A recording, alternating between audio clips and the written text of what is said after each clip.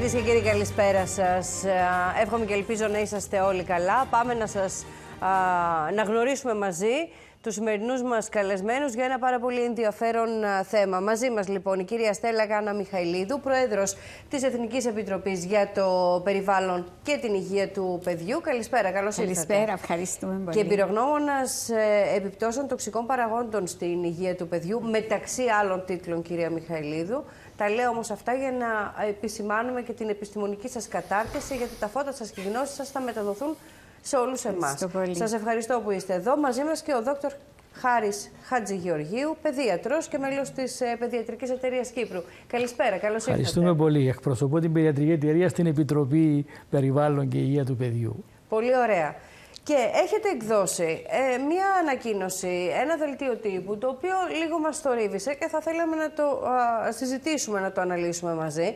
Εκφράζεται έντονη ανησυχία λοιπόν για την ψηφιακή τεχνολογία στη ζωή και στην εκπαίδευση των παιδιών. Οπότε πάρα πολύ απλά να ρωτήσω, επειδή η τεχνολογία είναι σε όλες τις εκφάνσεις της καθημερινότητάς μας και πλέον και σε όλες τις ηλικίες, έτσι. Η έντονη ανησυχία, κυρία Μιχαηλίδου, γιατί, από πού μας προκύπτει, τι είναι αυτό που σας προβληματίζει? Πολύ απλά να ξεκαθαρίσουμε από την αρχή ότι η τεχνολογία έχει φοβερές δυνατότητες. Ναι. Και είναι στη ζωή μας και τα παιδιά μας θα πρέπει να μάθουν να ζουν σωστά με την τεχνολογία. Εκείνο όμως το οποίο παρατηρήθηκε δυστυχώς είναι λόγω και πλημελούς πληροφόρησης του κόσμου, λόγω του ότι και οι έρευνες σταδιακά βγήκαν στο φως, μία ανεξέλεκτη χρήση της τεχνολογίας. Ανεξέλεκτη τόσο στο επίπεδο της οικογένειας και του σπιτιού, και θα αναφερθώ ιδιαίτερα για τις μικρές ηλικίες των παιδιών, όσο και στο θέμα της εκπαίδευσης στα σχολεία. Άρα είναι δύο τινά. Ένα τι κάνουμε σπίτι και τι κάνουμε στο σχολείο. Και τι κάνουμε στο σχολείο. Είναι χτυπάτε καμπανάκι για ηλικίες μέχρι και 2 ετών. Χτυπάτε καμπάνα, θα έλεγα εγώ, και καμπανάκι για μετά των 2. Ναι, όχι μόνο. Με τα σύγχρονα δεδομένα, η Παιδιατρική Εταιρεία, η Αμερικάνικη, το 2016 έβγαλε την ανακοίνωση, στην οποία τότε δεν υπήρχαν ούτε όλες τούτες οι συσκευές, ούτε όλα τούτα τα παιχνίδια τα οποία δίνουν στα βρέφη και στα μικρά παιδιά για να περνούν την ώρα τους και να είναι ήσυχα. Και είχε πει ότι μέχρι τα 2 χρόνια καθόλου οθόνη, και εξηγά γιατί και μπορούμε να το εξηγήσουμε γιατί. Και από εκεί μέχρι τα 5-6 χρόνια πολύ περιορισμένος χρόνος και υπό περιορισμένες συνθήκες. Η Ισπανική Παιδιατρική Εταιρεία, όπως είπαμε, τα πράγματα εξελίσσονται, έρευνες βγήκαν στο φως. Έδειξε ότι τούτον το όριο πρέπει να ανέβει στα 6 χρόνια. Και ο λόγος, ένας από τους λόγους, είναι ότι η περίοδος μέχρι και τα 6 χρόνια του παιδιού, μέχρι τα 5 χρόνια με 6, είναι πάρα πολύ σημαντικά στην ανάπτυξη του εγκεφάλου. Θα αναπτυχθεί το 90% του εγκεφάλου. Και αυτή η περίοδος πρέπει να προσεχθεί ιδιαίτερα, γιατί τα παιδιά δεν μπορούν να αναπτύξουν τον εγκέφαλο τους, εκτός εάν έχουν τις κατάλληλες σωματικές κινήσεις, πραγματικές εμπειρίες στον τρισδιάστατο χώρων, επικοινωνίας με το γονιό πραγματικής, να κάνουν πράγματα, χειροτεχνίες, οτιδήποτε. Η ανάπτυξη του εγκεφάλου του παιδιού βασίζεται σε τούτες τις σωματικές και ρεαλιστικές εμπειρίες και όχι το ψευδή κόσμο το μέσο.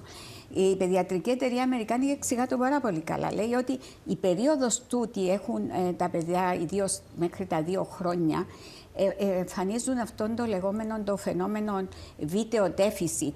Δηλαδή δεν μπορούν να μεταφράσουν αυτό που βλέπουν δυσδιάστατα στις οθόνες στον τρισδιάστατο κόσμο.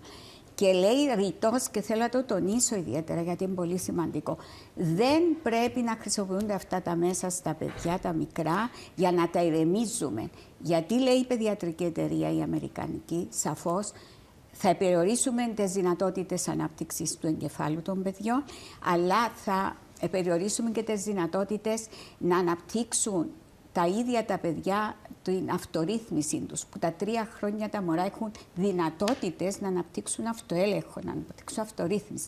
Εμείς τα σβαραλιάζουμε τούτα όλα τα δίνοντας τους αυτές τις συσκευές σε αυτές τις ηλικίες. Νομίζω ο Χάρης ως παιδίατρος θα το σχολιάσει ακόμα πιο καλά από εμένα.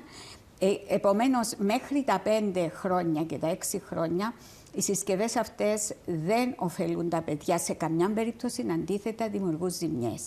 Σε ό,τι αφορά το θέμα της εκπαίδευσης, το οποίο είπαμε... Βάλτε ανωτελεία. Θα ήθελα το σχόλιο και του γιατρού μας εδώ, γιατί και το θέμα της εκπαίδευσης, είπαμε, ας προσπαθήσουμε να τα χωρίσουμε σε 2 κατηγορίες. Τι κάνουμε στο σπίτι, ως οικογένεια, ως γονείς, ως παππούδες, ως γιαγιάδες, τύθοι, όλοι έχουν ένα ρόλο.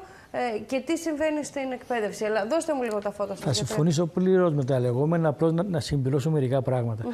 Η Παιδιατρική Εταιρεία και οι νέες μελέτες λένε μετά τα 2 περιορισμένη τηλεθέαση, αλλά συνθέαση. Τι σημαίνει συνθέαση? Πρέπει να είναι ο γονιός μαζί με το παιδί, να βλέπουν, να συζητούν, να υπάρχει επικοινωνία και να ερμηνεύουν, να εξηγά στο παιδί τι βλέπει. Άρα το να βλέπει το παιδί απλώς ένα πράγμα μόνο του δεν είναι. Θέλουμε συνθέαση μέχρι τα 5-6 χρόνια. Πρώτο, και περιορισμένη ώρα, είναι maximum 1 με 2 ώρες. Τώρα, μέχρι την ηλικία των 5-6? Ναι. Μέχρι 2 είναι 0. 2 με 5-6 χρονών. Έχω την αίσθηση ότι κανένας δεν τηρεί αυτά. Κανένας δεν τηρεί απλά. Είναι πολύ... Και θα ήθελα, επειδή έρχεστε σε επαφή... Ναι. Το δεύτερο που το αναφέρατε και προηγουμένως και αναφέρετε και λίγο, είναι ότι τα 0 με 2, να εστιαστώ λίγο σε αυτά, τα 0 με 2, η καλύτερη παρέα και τα καλύτερα ερεθίσματα τα οποία μπορεί να έχουν στο σπίτι είναι από τους γονείς και τους παππούδες. Αν οι παππούδες είναι γεροί και μπορούν να αφιερώσουν χρόνο στα παιδιά. Και θυμάμαι τον πατέρα μου που τώρα είναι 90, έλεγε να περπατήσει και μετά αφήστε μου τον. Πιο πριν ήταν η μάνα μου, αλλά ο πατέρας μου έλεγε να περπατήσει και μετά αφήστε μου, να τον βγάλω έξω τον πάρω. Να τον πάρει στο χωράφι, να τον πάρει έξω, να περπατήσουν, να πάνε στο πάρκο. Αυτά τα ερεθίσματα τα οποία είναι συνδιαλλαγή με το παιδί, να πάει στο πάρκο, να βρεθεί με άλλα παιδιά, να σκαρφαλώσει, να σκοντάψει, να πέσει, να βρει και άλλα παιδιά να παίξει. Να του πάρουν τα πράγματα, να δώσει πράγματα. Αυτά είναι πολύ διαφορετικό από ότι στην οθόνη. Και έχουν γίνει και μελέτες που μια εποχή διαφήμιζαν ειδικά προγράμματα στην Αμερική κυρίως, που είναι ειδικοί σε αυτά, ότι αυτά τα προγράμματα με την τηλεόραση, με το διαδίκτυο θα κάνουν τα παιδιά να αποκτήσουν skills, να αποκτήσουν ικανότητες πολύ περισσότερες και πολύ πιο νωρίς. Βρέθηκε ότι ο παππούς και η γιαγιά είναι αναντικατάστατοι και πολύ σημαντικό είναι το συναίσθημα του παιδιού. Δηλαδή, όταν κάνει το παιδί μια ταξία, ο παππούς θα τον συμβουλέψει, θα τον θυμώσει, θα τον βάλει στη γωνιά. Θα τον καθοδηγήσει. Θα τον καθοδηγήσει. Εκεί στην τηλεόραση δεν υπάρχει αυτό στο παιχνίδι. Είναι και επίσης είναι και παίζουν με την ανταμοιβή, κυρίως σε μεγαλύτερες ηλικίες, παίζουν με το φαινόμενο της ανταμοιβής. Δηλαδή, αν πετύχεις κάτι, θα πάρεις 2 νομίσματα, θα πάρεις ένα αστεράκι, θα πάρεις κάτι. Όπως δεν ήμασταν, είπε ο Γέα, πήρες αστεράκι σήμερα γιατί είσαι καλό παιδί. Αυτοί το καλλιεργούν, αλλά καλλιεργείται από την πολύ μικρή ηλικία, με αποτέλεσμα αυτός ο μηχανισμός της ανταμοιβής που υπάρχει και σε όλα τα βιντεοπαιχνίδια, στα PlayStation, σε όλα αυτά, τα Nintendo και όλα αυτά, είναι ένας τρόπος να σε κολλήσει εκεί στην καρέκλα και να θέλεις την ανταμοιβή. Και να μην σηκωθείς από αυτές τις κονσόλες, να το γενικεύσουμε, γιατί είναι και πάρα πολλές. Ακριβώς. Εθιστικό είναι αυτό που μου περιγράφεται. Είναι εθιστικό. Είναι ο ψηφιακός εθισμός του. Ναι. Και είναι σε όλες τις ηλικίες, όχι μόνο στα παιδιά σχολικής. Ναι, γιατί συζητάμε για παιδιά, αλλά να μην ξέρουμε τους μετά πάμε έφηβους, πάμε και έφηβους που είναι μια πολύ ευαίσθητη ηλικία και ψυχολογικά και ειδικά τα παιδιά τα οποία είναι πιο ευαίσθητα. Παραδείγματος χάρη, ένα παχύσαρκο παιδί μπορεί να αποφεύγει να βγαίνει έξω, γιατί αν πάει να παίξει ποδόσφαιρο δεν θα τα καταφέρει πολύ. Εθίζεται στο ηλεκτρονικό και περνάει ώρες του εκεί, οπότε χειροτερεύει η κατάσταση. Ένα παιδί το οποίο και η σωματική, και η σωματική και η ψυχολογική. Ή παιδιά τα οποία είναι πιο ευαίσθητα ψυχολογικά. Η εφηβεία είναι δύσκολη ηλικία. Παιδιά τα οποία είναι αγχώδη ή τελειομανή. Προτιμούν να αποφύγουν και μπορεί να έχουμε την αλληλεπίδραση, να αποφύγουν και την έκθεση. Μάλιστα. Έτσι. Γιατί είναι στρεσογόνο. Η εφηβεία είναι στρεσογόνος παράγοντας. Αλλά αν δεν περάσει το στρες, δεν θα μπορεί να αντιμετωπίσει μετά παρόμοιους παράγοντες υπόλοιπη ζωή. την υπόλοιπη σου ζωή. Έτσι είναι. Άρα... Εσείς τι βλέπετε από τους ασθενείς, από τον κόσμο που σαν παιδιατρική σαν ομάδα, παιδιατρική εταιρεία και σαν βλέπετε? παιδιάτροι βλέπουμε μια τρομακτική αύξηση των αναγκών, πρακτικά ομιλούντας. Ναι. Πόσο πολύ αυξάνονται οι ανάγκες πλέον για λογοθεραπεία, για εργοθεραπεία, για ειδική εκπαίδευση, πόσο αυξηθήκαν τα ποσοστά ορισμένων παθήσεων που είναι πραγματική αύξηση. Δεν είναι μόνο καλύτερη διάγνωση. Πρέπει να μας ο αυτισμός από 1 στα 80 το 2008 είναι 1 στα 31 το 2025. Αποτελέσματα που βγήκαν πριν μια εβδομάδα. Αύξηση τεράστια και είναι πραγματική αύξηση. Δεν είναι μόνο λόγω του ότι... Επειδή κάνουμε καλύτερη διάγνωση, έχουμε άλλα εργαλεία. Είναι και πραγματικά νούμερα. Κάπου όμως πρέπει να αποδώσουμε, αν καταφέρουμε, και την να αναφερθώ και στο ΔΕΠΗ, ναι. γιατί είναι και ένα άλλο τομέας που ο οποίος πάντα υπήρχε και υπάρχει, αλλά έχει διπλασιαστεί περίπου η διάγνωση. Από 4 με 6 πήγε 8. Πού οφείλονται όλα αυτά? Ναι, τώρα. Υπάρχει άμεση σύνδεση με το τι κάνουν τα παιδιά μπροστά στις οθόνες ή όχι? Είναι πολλοί οι παράγοντες. Ναι. Οι παράγοντες. Ο πρώτος είναι καλύτερη διάγνωση. Πλέον έχουμε και εργαλεία και μπορούμε να κάνουμε καλύτερη διάγνωση. Και καμιά φορά σε κάποια παιδιά μπορεί να γίνει και υπερδιάγνωση, να μην είναι ακριβώς αυτό, και επειδή έχει κάποια κριτήρια το βαφτίζουμε. Αν είναι λίγα αυτά τα παιδιά. Το ένα είναι η υπερδιάγνωση. Το δεύτερο είναι όμως ο τρόπος που μεγαλώνουν. Παραδείγματος χάρη, ένα παιδάκι το οποίο έχει προδιάθεση για ΔΕΠΗ, διαταραχή ελλειμματικής προσοχής, υπερκινητικότητας, αυτό το παιδάκι πρέπει κάπου να εκτονώνεται. Αν το αφήσω λοιπόν όλη μέρα σε μια οθόνη, το όλη μέρα τώρα. Ναι, πολλές ώρες. Εδώ στη Σουηδία βάλαν και στα σχολεία πάρα πολλές ώρες στην οθόνη. Στην Κύπρο, καλώς ή κακώς, επειδή καθυστερούμε, δεν τα βάλαμε, τουλάχιστον στο δημόσιο τομέα. Στα ιδιωτικά νομίζω μπήκε πολύ περισσότερο.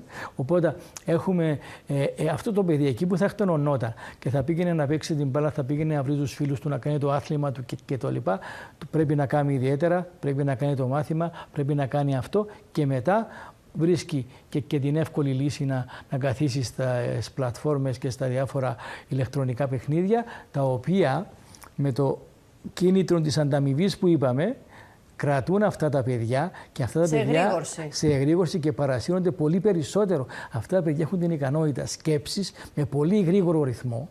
Αυτά τα παιδιά που έχουν υπερκινητικότητα και διαταραχή στην προσοχή έχουν ένα εγκέφαλο ξουράφι, που θα λέγαμε στα κυπριακά. Δουλεύει πάρα πολύ γρήγορα και έχουν απίστευτες δυνατότητες. Γι' αυτό και από παλιά, αλλά και τώρα ακόμα, φοιτητές που έχουν ΔΕΠΗ, μπορεί και ήπιο, αν πιούν κάποια αμφεταμίνες ή κάποια φάρμακα του ΔΕΠΗ, θα αυξήσουν την απόδοσή τους και θα διαβάσει την ύλη που έχει να βγάλει ένας κανονικός φοιτητής σε μια εβδομάδα, σε μια μισή μέρα, και να ξέρει και τις λεπτομέρειες.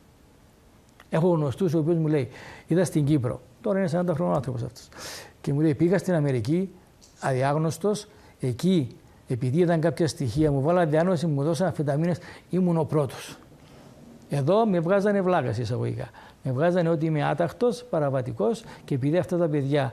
Βεβαίως να πούμε ότι όλα, να μην παίρνουν τα μυαλά μας έτσι αέρα, όλα με το γιατρό, με τη διάγνωση, σίγουρα. Σωστά. Πήγε διάγνωση. Δεν παίρνουν πρωτοβουλίες από... Δεν δίνονται ευτυχώς αυτά τα φάρμακα έτσι. Λοιπόν, ακριβώς. Δεν δίνονται ευτυχώς, αλλά εννοώ πόσο δυνατά μυαλά είναι αυτά τα παιδιά. Και επειδή παλιότερα, όπως είπα, τους βγάζανε ότι δεν είναι καλοί μαθητές, αν είσαι άταχτος, κάνεις παρέα και με λίγο άλλους άταχτους, γίνεσαι και εσύ λίγο στην κλίκα των άταχτων. Και πολλοί γινόντουσαν τεχνίτες, αλλά επειδή έκοβε το μυαλό τους, όπου υπήρχε δυσκολία, όπου υπέθερε να δουλέψει το μυαλό, να βρει λύση, αυτός εξαιρετική, και γινόταν ο μάστρος τελικά. Μάλιστα. Γινόταν ο καλύτερος. Αλλά έρχεστε κι εσείς αντιμέτωποι με συνήθειες πλέον στην καθημερινότητα των γονιών που... έχουν μπει, κακά τα ψέματα, έχουν μπει τα κινητά, τα tablets πολύ έντονα στη ζωή των παιδιών.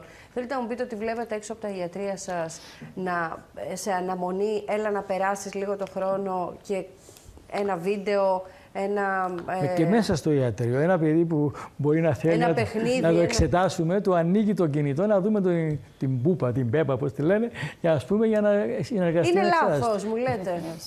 Ναι, είναι λάθος. Αν και σε εισαγωγικά εκεί για 2 λεπτά, 5 λεπτά που θα ηρεμήσει το παιδί να μπορέσει να γίνει εξέταση, γίνεται.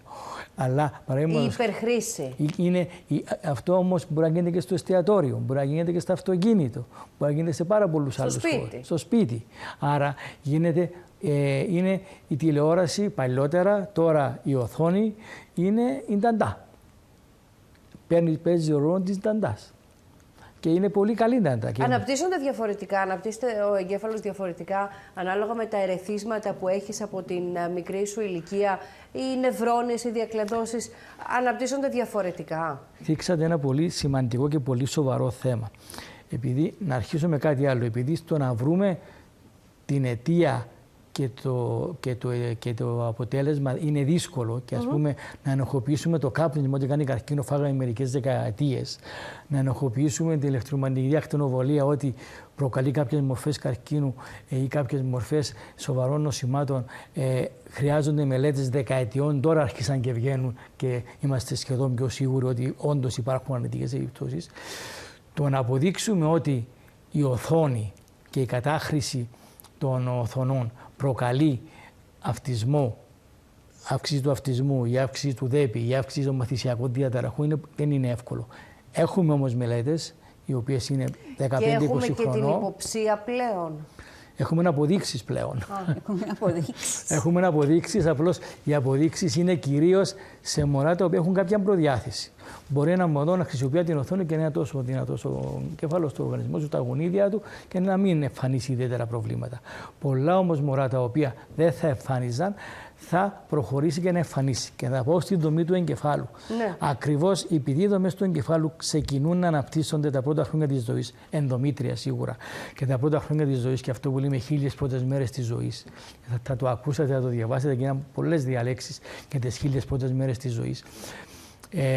Και μετά μέχρι τα 5-6 χρόνια, αλλά συνεχίζει, κυρία Στέλλα, και μέχρι την εφηβεία. Ναι, και ευτυχώς έχουμε και κάποιους αμυντικούς repair που λέμε, πανορθωτικούς μηχανισμούς, ακόμα και στην εφηβεία και στην ενήλικο ζωή, πολύ μικρούς όμως. Αν γίνει ζημιά, δεν φτιάχνεται. Και οι δομές του εγκεφάλου, τα κυκλώματα, τα νευρικά κυκλώματα, η αδρεναλίνη, η ντοπαμίνη, η σερωτονίνη, οι ανταγωνιστές αυτών, θα δημιουργηθούν τα κυκλώματα αναλόγως του τι χρειάζεται το άτομο. Ένας που θέλει να παίζει την οθόνη και το touch και το mouse θα μάθει αυτά. Είναι σαν να κάνω προπόνηση πάνω σε κάτι. Μάλιστα. Γίνομαι καλύτερος πάνω στο συγκεκριμένο. Έτσι γίνεται. Ένας που πρέπει να μάθει όμως να βιδώνει, να ξεβιδώνει, να σκαρφαλώσει, να βγάζει τα παπούτσια του, να δέσει τα κορδόνια του. Αυτά τα πράγματα τα οποία έχει πολλά παιδιά που καθυστερούν να τα πετύχουν. Και πλέον έχουμε κάποια ερωτηματολόγια, κάποιες παραμέτρους που ελέγχουμε την ψυχοκινητική ανάπτυξη των παιδιών.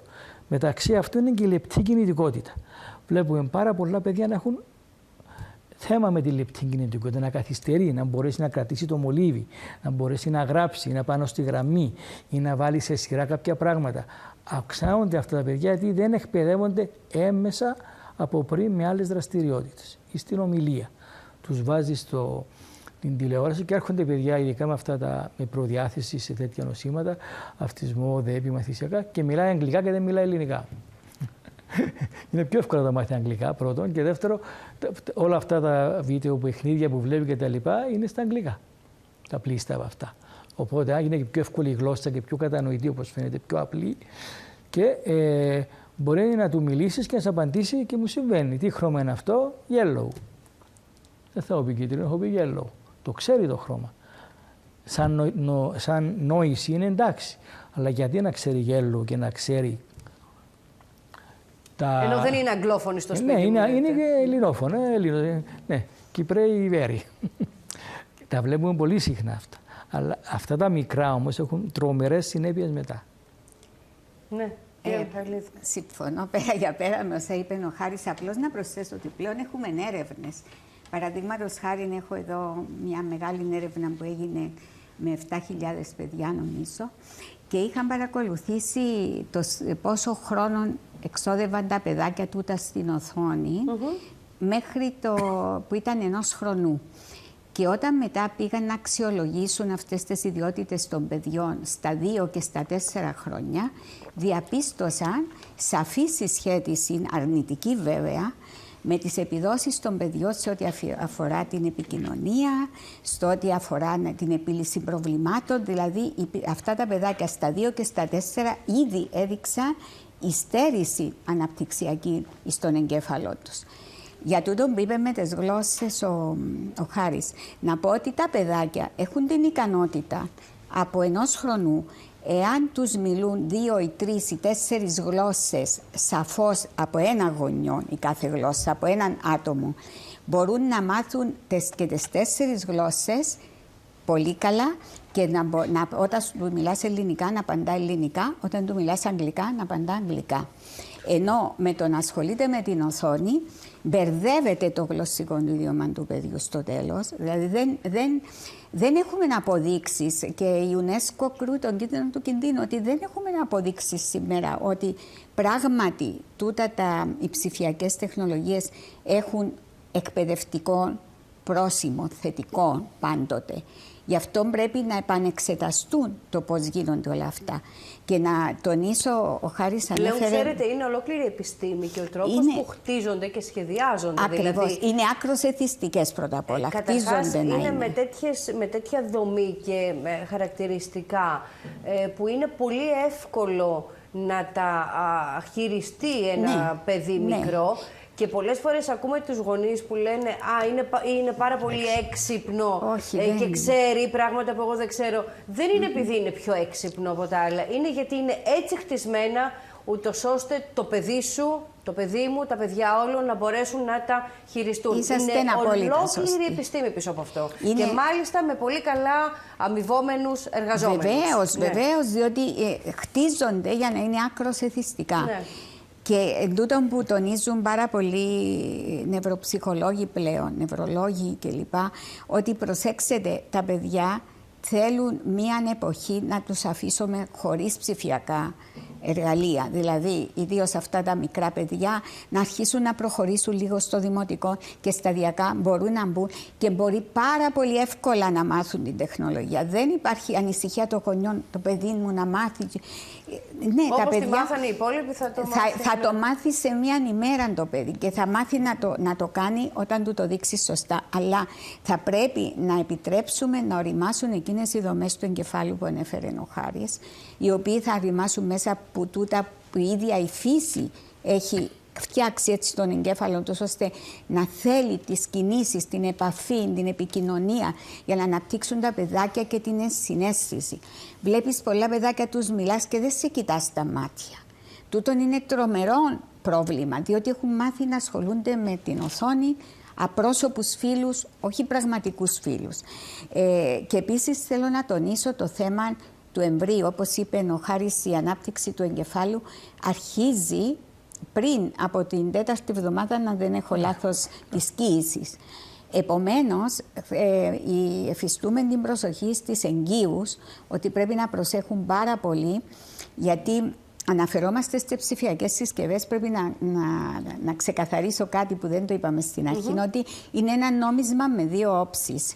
Η μια όψη αφορά αυτές όλες τις εφαρμογές, αυτές τις συσκευές τις διαφορετικές. Η άλλη όψη αφορά τον τρόπο που λειτουργούν οι συσκευές με την ασύρματη τεχνολογία και την ηλεκτρομαγνητική ακτινοβολία, για την οποία έχουμε πλέον περίπου στο 73% των peer review μελετών δείχνουν ότι έχουν σοβαρότατες επιπτώσεις στο νευρικό σύστημα, στο DNA, έχουν στο αναπαραγωγικό, ιδίως των ανδρών, και πρόσφατα είχαν παρουσιαστεί και στο Ευρωκοινοβούλιο ολόκληρη μελέτη, η οποία λέει σαφώς ότι επηρεάζεται η ανδρική γονιμότητα, επηρεάζεται η ανδρική λειτουργία. Ναι, αλλά Wi-Fi έχουμε παντού πλέον. Ναι, γι' αυτό λέμε εμείς. Υπάρχουν σε όλα τούτα, καταρχήν λέμε τα προβλήματα.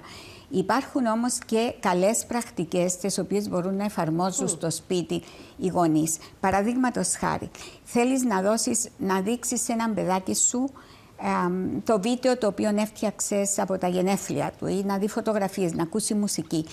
Τότε θα πρέπει αυτά να τα κατεβάσεις από πριν στο κινητό, να το βάλεις σε flight mode απενεργοποιώντας τα Wi-Fi και τότε να το δώσεις στο παιδάκι, για να μην εκτίθεται στην ακτινοβολία. Δηλαδή υπάρχουν καλές πρακτικές. Όχι να βαστάς έναν κινητό με ενεργοποιημένα τα mobile, με ενεργοποιημένο το Wi-Fi και να το δίνεις στο παιδί να παρακολουθήσει κάτι, σημαίνει εκείνη την ώρα το ακτινοβολάς απίστευτα. Και τα παιδιά και απορροφούν περισσότερη ακτινοβολία, έχουν πιο ευαίσθητον οργανισμό.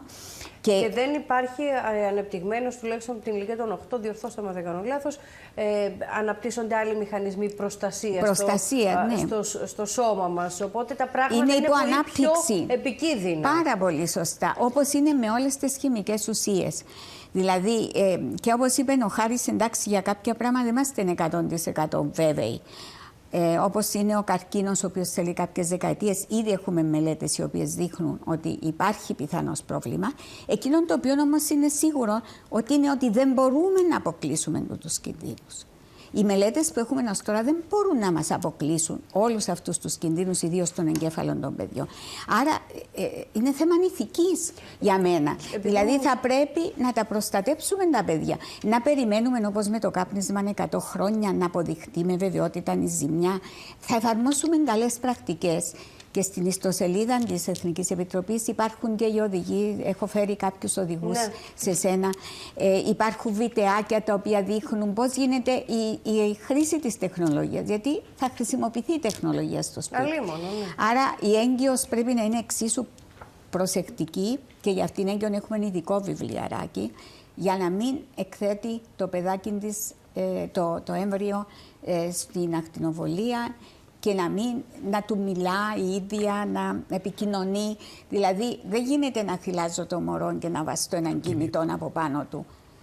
Εκείνη την ώρα που θυλάζω το μωρό πρέπει να επικεντρωθώ στο μωρό μου καταρχήν, να επικοινωνήσω μαζί του και η επικοινωνία είναι απίστευτη, από τη φύση είναι τούτη η επικοινωνία, ενώ η προσοχή της μάνας είναι κάπου αλλού.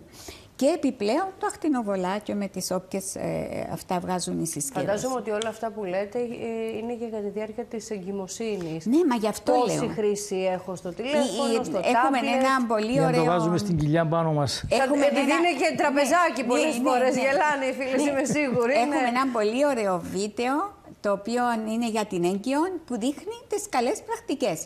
Δηλαδή, χρησιμοποιώ τον υπολογιστή μου με σύρματο διαδίκτυο, σβήνω το Δεν Wi-Fi. είναι ότι είσαι έγκυος και δεν θα χρησιμοποιείς απολύτως τίποτα. Για Πάνε με καλώδιο. Το κινητό μου το κρατώ σε απόσταση. Ναι. Να θυμόμαστε ότι πάντοτε η απόσταση είναι ο μεγάλος μας σύμμαχος. Δηλαδή, αυξάνω την απόσταση 1 μέτρο, μειώνεται κατά 10 φορές η ακτινοβολία. Άρα δεν βάζουν τα παιδιά, ιδίως οι έφηβοι, στις τσέπες τους τα κινητά τηλέφωνα. Είναι πάρα πολύ επικίνδυνα για το αναπαραγωγικό του σύστημα, ιδιαίτερα. Οι κοπέλες εδώ στο στήθος κοντά, που πάλι είναι ευαίσθητες περιοχές. Χρησιμοποιώ το hands-free, ενσύρματο hands-free. Ναι, αλλά για τώρα να μην είναι το βάλω στη μόδα και τα... Όχι τα ασύρματα. Τα σύρματα εκπέμπουν και εκείνα. Ναι. Θα είναι με σύρματάκι. Δηλαδή, ότι έχει σύρματάκι είναι πιο ασφαλές. Ο κανόνας μας να είναι αυτό, στο σύρματάκι. Το σύρματάκι και η απόσταση. Δηλαδή, δύο απλά πράγματα, τα οποία μπορεί να κάνει ο κόσμος και να νιώθει να είναι ασφαλής. Τώρα, σε ό,τι αφορά τη χρήση των συσκευών, πάλι έχουμε εκδώσει έναν οδηγό που αναφέρεται με κάποιες λεπτομέρειες και θα βοηθήσει τους γονείς. Θα πρέπει να είναι ηλικιακά συναρτημένο. Δηλαδή, ανάλογα με τις ηλικίες των παιδιών, και είπαμε γύρω στα 10-12 χρόνια αρχίζουμε και τους επιτρέπουμε να χρησιμοποιούν κάποια πράγματα συγκεκριμένες ώρες. Δεν υπάρχει περίπτωση, δηλαδή, πώς θα το κάνει κάποιος αυτό, ο γιατρός γελάει, ναι. Αυτό λένε οι έρευνες οι οποίες έχουμε. Δηλαδή, όχι, εσείς να τα λέτε για να τα ακούμε, μπας και κατεβούν λίγο... Το έχει αναφέρει τα όρια ο αγαπητός μου συνεργάτης, ο Χάρης, το θέμα του πόσον εθίζονται τα παιδιά. Και ο λόγος είναι ότι στα πρώτα χρόνια της ζωής τους, εκείνον το οποίο κυρίως, ας το πούμε έτσι εντός εισαγωγικών, αναπτύσσεται πιο γρήγορα, είναι το συναισθηματικό κομμάτι του εγκεφάλου, τα συναισθήματα κλπ, εις βάρος του λογικού. Και επομένως τα παιδιά σε εκείνη την ηλικία είναι πιο επιρρεπείς στους εθισμούς, διότι ο εθισμός του την ικανοποίηση, το αναγκάζει να την αναζητήσει ξανά την ικανοποίηση. Και είναι γι' αυτό. Και δεν έχει ανεπτυγμένες τις άμυνες του. Δεν έχει ακριβώς. Η λογική η οποία θα ελέγξει τις παρορμήσεις του παιδιού είναι περιορισμένη. Γι' αυτό ιδιαίτερο πρόβλημα είναι τα social media. Στην Αυστραλία ήρθαν και απαγόρεψαν τα social media κάτω των 16 χρόνων, αυστηρότατα. Δηλαδή, ακόμα και αν οι γονείς που είναι εγώ συγκατατίθεμαι, ρε παιδί μου, να το χρησιμοποιήσει το παιδί μου, δεν επιτρέπεται, ναι. Και ο λόγος είναι ότι. Και οι κίνδυνοι είναι και πολλοί άλλοι. Έχουμε έρευνες πλέον που έχουν δείξει. Ναι. Έχουμε μια έρευνα η οποία έγινε πρόσφατα από το Κέντρο Ερευνών της Ευρωπαϊκής Ένωσης στην Ιταλία, το ISPRA, το GRC, το οποίο έχει δείξει ότι περίπου το 35% των εφήβων γύρω στα 15-16 χρόνια σε 4 ή 5 ευρωπαϊκές χώρες που έγινε η έρευνα χρησιμοποιούσαν τα social media, όσοι τα χρησιμοποιούσαν από τις 3 ώρες και πάνω, διαπιστώνεται πολύ μεγάλο ποσοστό κατάθλιψης, άγχους και μάλιστα το αξιοσημείωτο είναι ότι οι επιδράσεις αυτές είναι εντονότερες στα κορίτσια παρά στα αγόρια. Και ίσως να σχετίζεται και με το θέμα της εμφάνισης που γίνονται εκείνα όλα, των προτύπων, τα οποία δεν μπορούν να φτάσουν τα παιδιά, αγχώνονται κλπ. Δηλαδή υπάρχει σοβαρότατο πρόβλημα. Στην Ευρωπαϊκή Ένωση ο κανονισμός, ο οποίος πάει να ελέξει λίγο την κατάσταση, είναι κάτω από τον νόμο των προσωπικών δεδομένων, κάπως έτσι. Λέει ότι μέχρι τα 16 χρόνια θα πρέπει να έχουν, πριν τα 16 θα πρέπει να έχουν συνένεση από τους γονείς και αφήνει έναν παράθυρο και λέει εντάξει, οι χώρες είναι ευέλικτες, μπορεί να το κατεβάσουν και στα 13, όχι κάτω από τα 13. Στη δική μας τη χώρα είναι στο 14. Και εμείς τώρα κάνουμε ήδη διαβήματα, στείλαμε και ενημερώσαμε και την πρόεδρο της Βουλής, η οποία μας είχε δεχτεί και την ευχαριστούμε γι' αυτό, και εξηγήσαμε τα προβλήματα.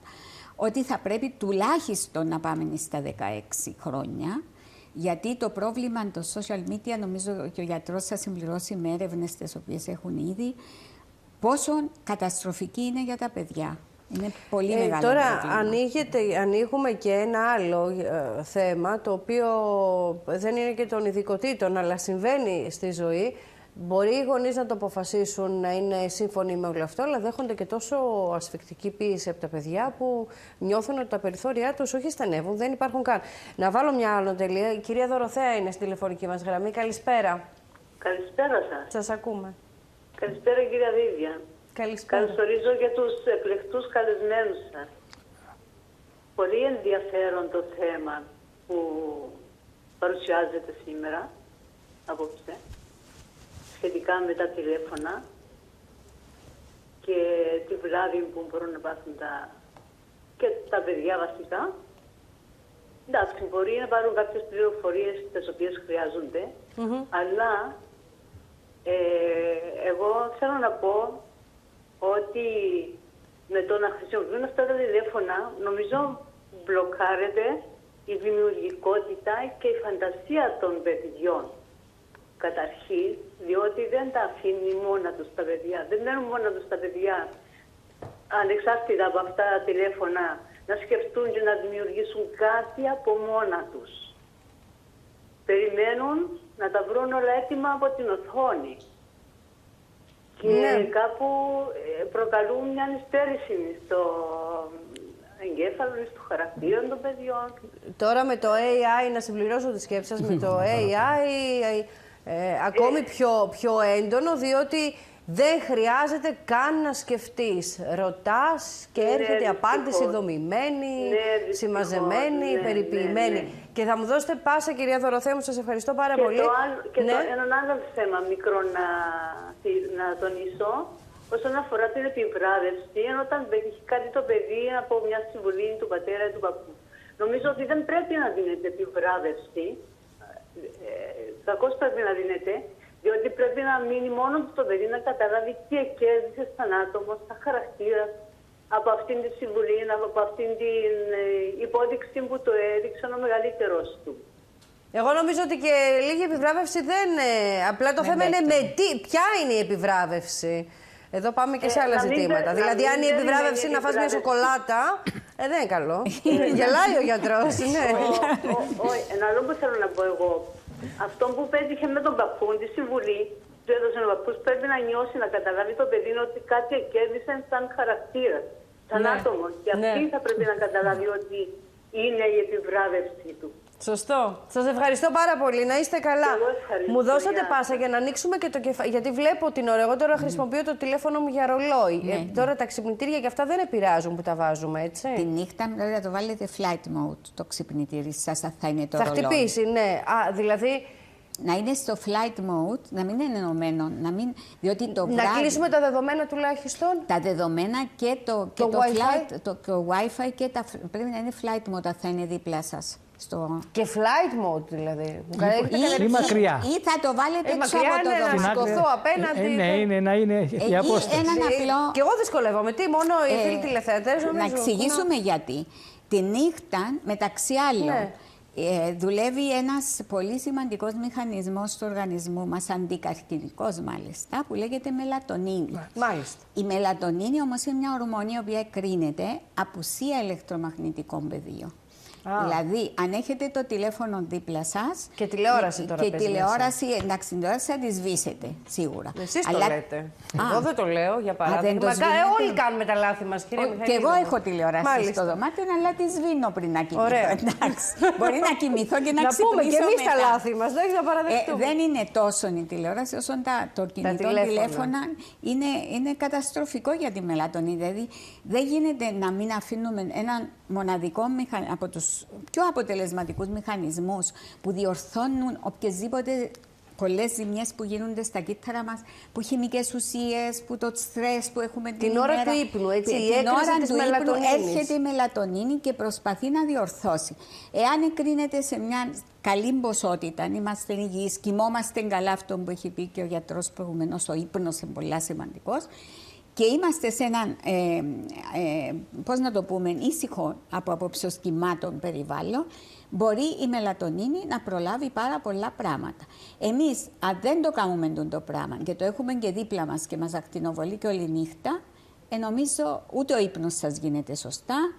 Γι' αυτό η συμβουλή μου είναι, αν θα είναι δίπλα σας, θα πρέπει να είναι flight mode με απενεργοποιημένα όλα. Πάλι θα χτυπήσουν. Ή θα το βάλετε έξω από το δωμάτιο ή θα αγοράσετε ένα ξυπνητηράκι 5 ευρώ, το οποίο λειτουργεί απίστευτα ωραία, έχει και με ωραία μελωδία και θα το έχετε δίπλα στο κρεβάτι. Αν είναι ωραία δεν θα ξυπνήσω εγώ με τίποτα. Λοιπόν, έχει και άγρια. Προσπαθώ λίγο να χαλαρώσω το θέμα και των συνηθιών μας, για να μας είναι και πιο. Πρέπει να αλλάξουμε συνήθειες. Είναι καλές πρακτικές. Να μάθουμε καλές πρακτικές. Να μην αντιστεκόμαστε. Υπάρχουν λύσεις, μου λέτε. Αυτή η λύση που είπαμε τώρα είναι τόσο σημαντική. Το Wi-Fi να κλείνει το βράδυ, δεν το συζητάμε. Το κλείνεται, ναι, στο σπίτι, ναι, οπωσδήποτε. Και να υπάρχουν ώρες που τα να είναι κλειστά. Που φοράμε, και τα εκείνα smartwatch. το ίδιο. Είναι, εφόσον επικοινωνούν, έχουν τηλεφωνική γραμμή και είναι ένα κινητό τηλέφωνο στην ουσία. Δεν τα βγάζουν το βράδυ. Όχι. Πρέπει να βγαίνουν. Ναι, αλλά πολλές φορές σου λέει επικοινωνεί, ξέρω εγώ, την ποιότητα του ύπνου σου, μετράω τις αναπνοές σου. Είναι τρέλες του. Μα μπορεί όμως να το απενεργοποιήσει, να μην είναι ενωμένο με την τηλεφωνική γραμμή τουλάχιστον και με το Wi-Fi. Μάλιστα.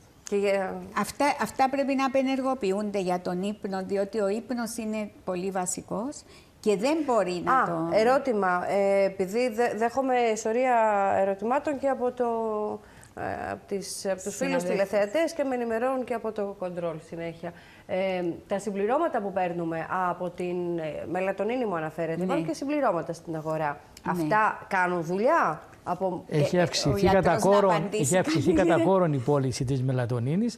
Ένας λόγος είναι γιατί την έχουμε καταστρέψει με τα κινητά, με τα Wi-Fi κτλ. Γι' αυτό και έχουμε και σιροπάκια μελατονίνης και έρχονται οι γονείς και λέει δεν κοιμούνται το βράδυ τα παιδιά, να δώσουμε μελατονίνη. Και δεν είναι το καλύτερο, όμως θεωρείται αθώα σαν ουσία. Όμως η μελατονίνη καταστρέφεται πολύ εύκολα με την ηλεκτρομαγνητική ακτινοβολία. Άρα δεν μπορώ να παίρνω το συμπλήρωμα και την ίδια ώρα να χαλαρώνω με το κινητό. Όχι, θα την καταστρέψει. Το δεύτερο όμως είναι ειδικά στην εφηβεία που είναι χαμηλή η μελατονίνη λόγω ηλικίας. Μειώνεται και λόγω της χρήσης του τηλεφώνου, των ηλεκτρονικών κτλ. Με αποτέλεσμα να έχουμε σοβαρά προβλήματα ύπνου. Και είναι πιο έντονα στην εφηβεία τα προβλήματα του ύπνου. Άρα βλέπετε ότι υπάρχει έλλειψη σε εισαγωγικά ή το καταστρέφουμε, βγαίνει σαν εμπορεύσιμο όλα τα πράγματα. Το ότι δεν βγαίνουμε στον ήλιο, δεν έχουμε βιταμίνη D, γεμίσα βιταμίνη D. σε όλα τα σκευάσματα. Εκείνο είναι και λίγο κληρονομικό βεβαίως. Ναι, αλλά δεν βγαίνουμε βγαίνουμε εύκολα στον ήλιο με τις δουλειές μας σήμερα. Για να σου πάει στο γραφείο, ο γιος μου πάει γυμναστική. Τι κάνει, πάει γυμναστήριο μετά τις 7 που σχολάνε, μετά τις 6. Δεν κάνει. Και θίξαμε ένα πολύ σημαντικό θέμα όμως, το οποίο θεωρώ κέριο και πρέπει να ασχοληθούμε, πρέπει να το σκεφτούμε, στην εφηβεία. Η εφηβεία και η κατάχρηση των μύτια είναι πολύ επικίνδυνη, έχει πάρα πολλούς κινδύνους. Στη σωματική υγεία που λέγαμε στη δεκαετία του 90, του 2000, κάνει παχυσαρκία, αυξάνει τις χολυστερόλες κτλ., κάνει κατάθλιψη κτλ. Τώρα μιλάμε για άλλα νοσήματα, κυρίως ψυχικά, δηλαδή προκαλεί άγχος, κατάθλιψη, προκαλεί οδηγά πολλά κορίτσια σε ανορεξία, πολλά αγόρια σε λαθασμένες διατροφές. Έχουμε θέματα τα οποία έχουν να κάνουν με την κατάχρηση των media. Ακόμα τον bullying, που πρέπει να το αναφέρουμε σε κάποια φάση εδώ, και βλέπετε σε κάποια φάση με τη χρήση και κατάχρηση πώς γίνεται και αυτό το bullying που κάποια παιδιά καταλήγουν και σε αυτοκτονία. Ακόμα και η διαφήμιση, το τι μας διαφημίζουν με τα διάφορα προϊόντα διατροφής, πρωτεΐνες, τα καπνικά προϊόντα που τα διαφημίζουν στο διαδίκτυο ότι είναι αθώα τα διάφορα ηλεκτρονικά τσιγάρα που πλέον έχουν αντικαταστήσει τα κλασικά. Αυτά όλα είναι μια αλυσίδα που προκαλούν σοβαρές ζημιές. Και αυτά τα είχαμε εμείς στην μελέτη που κάναμε το iFamily και το ITEFIX στην Κυπριόπουλα. Κάναμε αυτή τη μελέτη μέχρι το 2018 και βγαίνουν οι μελέτες τώρα. Και βρήκαμε ότι τα Κυπριόπουλα που ασχολούνται πάνω από, και μιλάμε για παιδιά τώρα, ήταν το iFamily, η δεύτερη μελέτη, μιλάμε παιδιά 10 με 16 χρονών. Πάνω από 2-2,5 ώρες στο διαδίκτυο πέφτει η ευημερία τους. Και όταν λέμε ευημερία εννοούμε πόσο χαρούμενα και ευτυχισμένα είναι. Και σε κάποια ερωτηματολόγια που δώσαμε, πάρα πολλά παιδιά, πολλά, ένα 5% δήλωνε δεν χαμογελώ ποτέ. Ένα 5% δεν έχω φίλους. Ένα άλλο ποσοστό 7-8%. Δεν είναι και λίγο. Ναι, είναι αριθμοί μεγάλοι που είναι. Έστω και ένα παιδί να μην χαμογελάει. Είναι τρομερό αυτό το πράγμα να λέει ότι δεν έχω φίλους, δεν χαμογελώ, δεν νιώθω χαρά. Και απλά πράγματα στην καθημερινότητά μας, όπως αυτά που είπαμε, πώς να μειώσουμε την έκθεση, απλά πράγματα τα οποία προϋποθέτουν να μην χρησιμοποιούμε Wi-Fi, έχουν τεράστια απόδοση, τεράστιο όφελος στη ψυχική και σωματική υγεία των παιδιών. Βλέπουμε ότι τα παιδιά είναι πιο ευτυχισμένα αν περνούν τα Σαββατοκυριακά με τους γονείς τους και κυρίως αν πηγαίνουν εκδρομές, αν βγαίνουν έξω από το σπίτι. Επίσης, αν τα παιδιά αθλούνται, έχουν το αθλητισμό μέσα στο πρόγραμμα τους. Επίσης, εάν τρώνε φρούτα. Τα παιδιά που τρώνε φρούτα, επειδή παίρνουν τις βιταμίνες και στερούνται άλλων τροφίμων, έχουν καλύτερη υγεία, όχι μόνο σωματική αλλά και ψυχική. Αλληλένδετα δεν είναι. Είναι αλληλένδετα. Ναι. Εστιάζαμε τόσο πιο εύκολα στα σωματικά, ήταν εύκολα να τα μετρήσουμε. Ναι. Τώρα πλέον βλέπουμε τα ψυχικά και τα ψυχικά είναι πιο δύσκολα και βγαίνουν και στα παιδιά, κυρίως στην εφηβεία, αλλά κάτι το οποίο γίνεται, συνοδεύει τα παιδιά σε ολόκληρη τη ζωή τους. Και μετά που θα πάνε να σπουδάσουν, θα κάνουν οικογένειες, δεν θα μπορούν να ανταποκριθούν στους στρεσογόνους παράγοντες που θα αντιμετωπίσουν. Θα ζοριστούν παραπάνω, θα δυσκολευτούν. Θα μάθουμε τον δύσκολο τρόπο, ενώ θα μπορούσαμε να προλάβουμε. Η πρόληψη, ειδικά η παιδιατρική, στηρίζεται στην πρόληψη. Πρέπει να προλαβαίνουμε ό,τι μπορούμε. Για να έχουμε υγιείς η ψυχική και σωματική υγεία.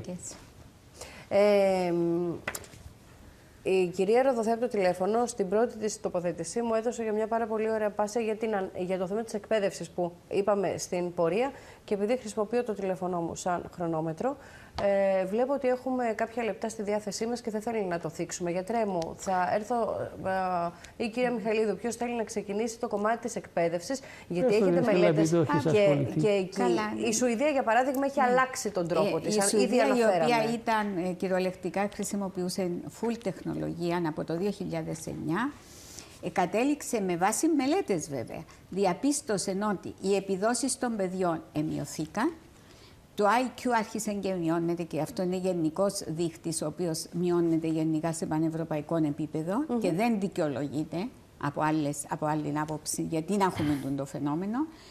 Και βεβαίως και τα παιδιά είχαν προβλήματα συμπεριφοράς και συναισθηματικής ικανοποίησης. Αυτά που έλεγε και ο Αυτά γιατρός, που είπε ο γιατρός τώρα.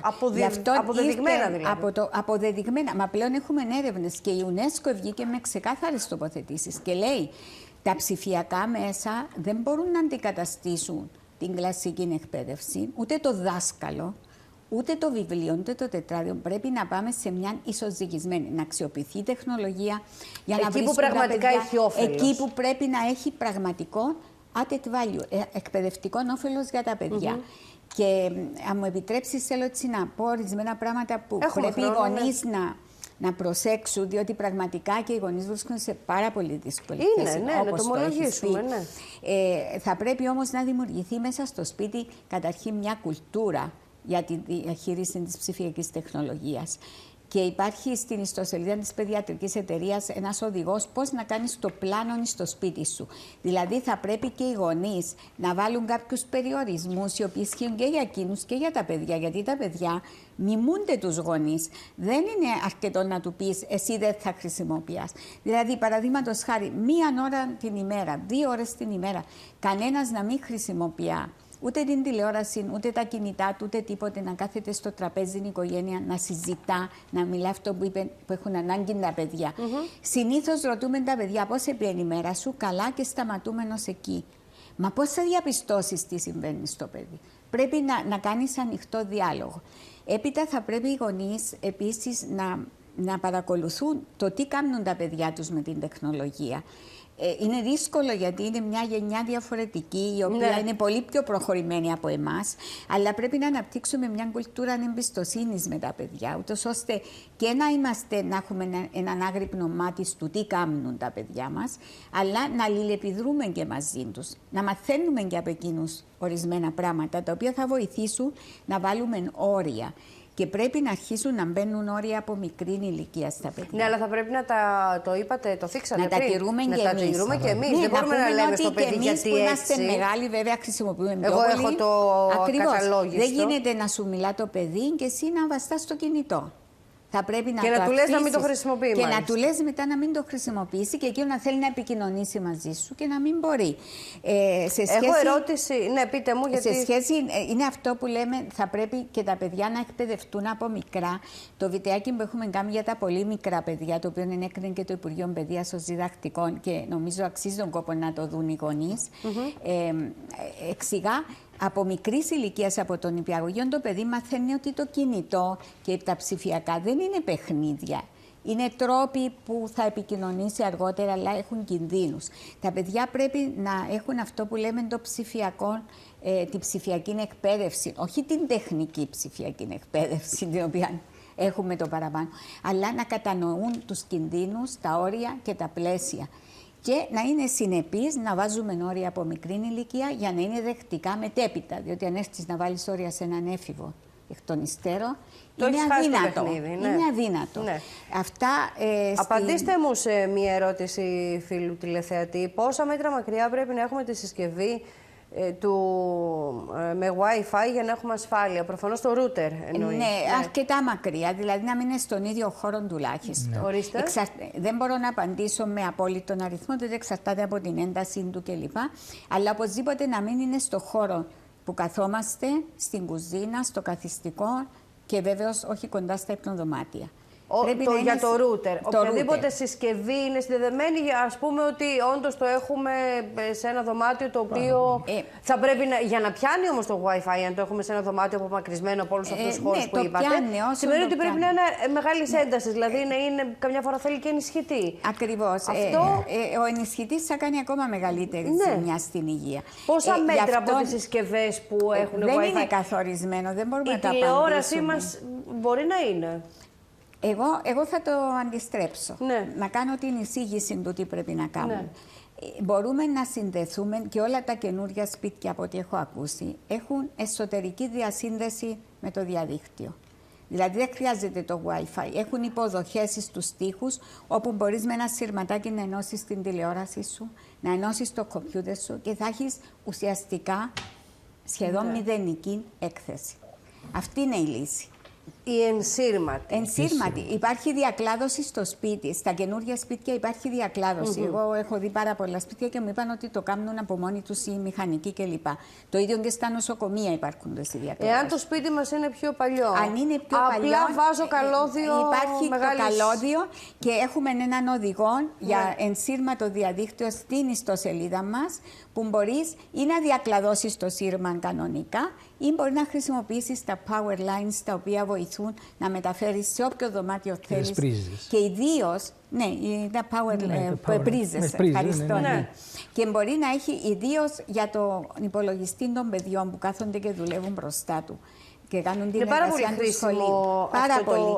Είναι και σε αγγλική έκθεση, ναι. Στοιχίζουν περίπου 50 ευρώ. Αυτά τα πράγματα. Δεν είναι έναν κόστος που είναι αποτρεπτικό. Που είναι τρελό. Επειδή θέλω να συζητήσουμε κάποια στιγμή και το θέμα των χημικών, γιατί είναι και άλλα πράγματα που θέλουμε να συζητήσουμε μαζί σας. Να πούμε ότι όλα αυτά θέλω να τα δείξουμε και στον κόσμο τα σχεδιαγράμματα και το βίντεο που ήδη μας αναφέρατε και να δούμε και οτιδήποτε άλλο για να το βλέπουμε και όλες βιντεάκια από πριν, νομίζω θα ήταν καλή ιδέα. Ναι. Λοιπόν, πάμε σε ένα σύντομο διάλειμμα. Επιστρέφουμε σε πολύ λίγο για να κλείσουμε την πολύ ενδιαφέρουσα αυτή συζήτησή μας. Νομίζω...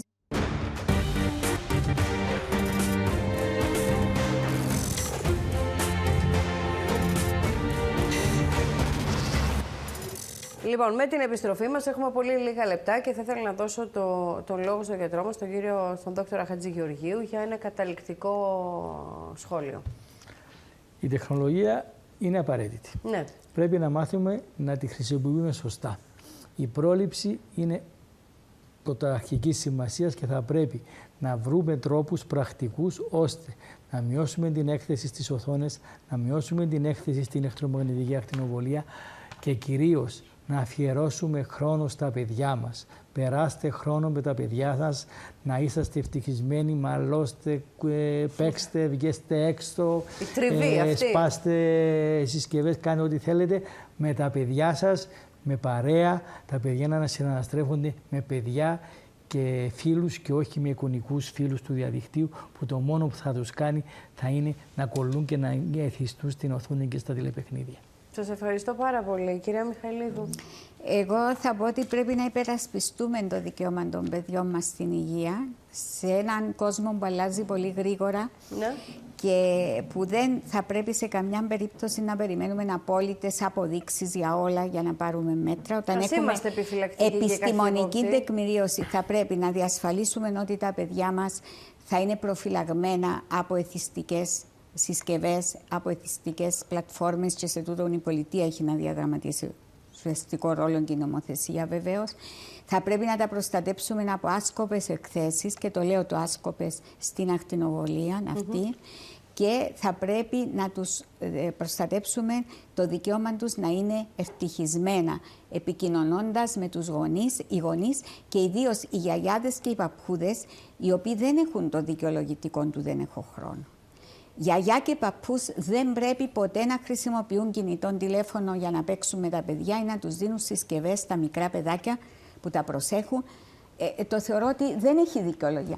Οι γονείς, νομίζω οι γονείς είναι παραπάνω. Οι γονείς εντάξει έχουν το ελαφρυντικό, είναι πολύ πιεσμένοι, το βλέπω, χρόνος σε μηδέ, βρίσκουμε μια εύκολη λύση. Όμως θα πρέπει να την επανεξετάσουμε την εύκολη λύση. Μήπως μπορούμε να κάνουμε κάτι καλύτερο για τα παιδιά μας. Ό,τι κάνουμε είναι καλό.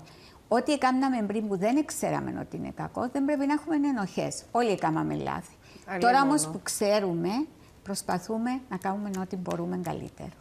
Και επειδή θίξατε και την ευτυχία, την ευημερία, θέλω να επαναλάβουμε έτσι κλείνοντας αυτή την πολύ σημαντική, το αποτέλεσμα αυτής της μελέτης που έγινε επί κυπριακού εδάφους. Είναι επί κυπριακού εδάφους και... Πάνω από 2 ώρες, 2,5 ώρες είπατε, πέφτει το επίπεδο ευτυχίας των παιδιών, πάνω από 2,5 ώρες ένα τηλέφωνο. Νιώθουν και πόσο χαρούμενα νιώθουν. Είναι η μελέτη του Ινστιτούτου Υγεία του Παιδιού στην iFamily μελέτη που δείχνει ότι η ευτυχία των παιδιών μειώνεται με τη χρήση του διαδικτύου και τις πόσες ώρες είναι στην τηλεόραση. Κυρίως όμως με το διαδίκτυο και τη χρήση εθιστικών παιχνιδιών. Σας ευχαριστώ πάρα πολύ που ήσασταν Ευχαριστούμε εδώ. και πάρα πολύ. Αύριο θα έχουμε καλεσμένο τον Υφυπουργό Τεχνολογίας και Καινοτομίας. Λοιπόν, θα δώσουμε μια συνέχεια και σε άλλο επίπεδο, σε άλλο κλίμακα, από μια άλλη πτυχή, διότι είπαμε ότι όλα είναι θέμα χρήσης. Και μπορούμε να τα διαχειριστούμε. Αξιοποίησης, εκεί που χρειάζονται. Και μπορούμε να τα διαχειριστούμε σίγουρα όλα πολύ καλύτερα. Σας ευχαριστώ πάρα πολύ. Ευχαριστούμε Θα τα ξαναπούμε και για τα πολλά και ενδιαφέροντα και πρακτικά που έχετε να μας μεταφέρετε σε πολλά ζητήματα. Σας ευχαριστώ. Ευχαριστούμε και εσάς που ήσασταν μαζί μας. Ήδη έχω προαναγγείλει το θέμα. Θα τα πούμε λοιπόν αύριο στις 4:30. Μέχρι τότε να προσέχετε, να είστε καλά. Γεια σας.